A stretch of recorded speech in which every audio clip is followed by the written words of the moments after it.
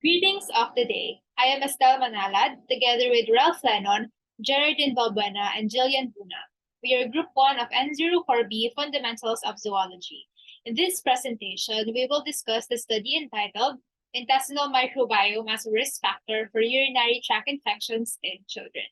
Urinary tract infection, or UTI, is the most prevalent bacterial infection in children with fever without localizing signs. It is caused by the uropathogenic Escherichia coli, and it can elicit symptoms of cystitis and pyelonephritis.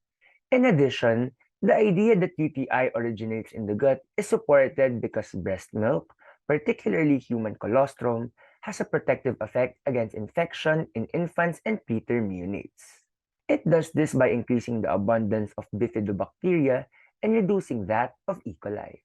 The objectives of the study are the following. First is to identify the differences in the gut microbiome between infants and children with UTI and healthy controls. Second is to measure the fecal lactoferrin and iron concentrations to characterize the differences in the nutritional environment in the gut. Third is to achieve a better understanding of the pathogenesis of UTI in order to develop new preventive methods.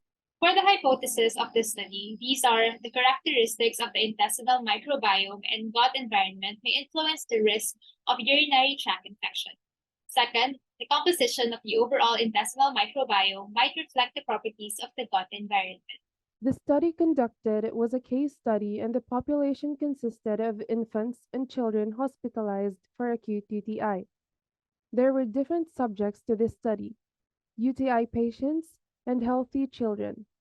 For the methodology, the first step was to collect stool samples from the infants who were tested positive for UTI. Second, the parents of the healthy children also collected stool samples of their child at home.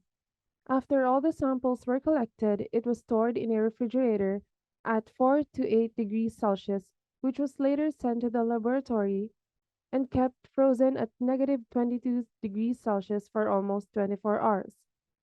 Third, a microbiome analysis was performed. What does a microbiome test tell you? Microbiome testing measures the amount and types of microbes such as bacteria and virus in your gut via stool sample. The parents also answered a medical history questionnaire including previous consumption of probiotics and antimicrobials, even dietary factors such as breastfeeding and consumption of flavonoid-rich foods. After the test, the data and results were gathered and studied. It turns out that the controlled subjects didn't have any trace of UTI episodes in their medical history. For the statistical data analysis, it was performed via SPSS24 software, which can perform highly complex data manipulation and analysis. For the results of the study, as seen in Figure 1, the abundance of 20 operative taxonomic units, or OTUs, in the intestinal microbiome varied between UTI patients and the healthy control groups. Using the linear discriminant analysis, or the LDA, the largest effect size was seen for the genus Enterobacter, which was more prevalent in UTI patients, and the family Peptostreptococcaceae, which was on the other hand abundant in healthy subjects. In figures 2 and 3, the mean relative abundance and mean quantity in qPCR of E. coli and UTI in both groups are shown. The findings indicate that the mean relative abundance of E. coli and its mean quantity qPCR were found to be higher in patients with UTI than the healthy control group. From the data gathered, it is evident that the risk of febrile UTI in hospitalized children appears to be associated with the intestinal microbiome. This is logical considering that the pathogens involved in UTI originate from the gut. Thus, fecal iron and lactoferrin concentrations were also observed. Lactoferrin concentrations were higher in younger infants than in the older ones in both groups. So, it is possible that the significant differences could be found in a larger cohort focused on young infants.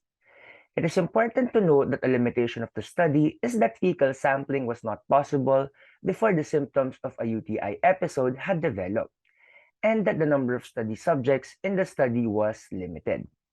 Finally, the amount of fecal material available did not allow the comparison of total iron concentrations in all patient control pairs. The intestinal microbiome has been thoroughly studied in infants and small children in recent years in different contexts. Infants born by cesarean section seem to have a reduced diversity of the gut microbiome and a lower abundance of the phylum Bacteroidetes. The relative abundance and mean quantity of E. coli tended to be higher in the patient group.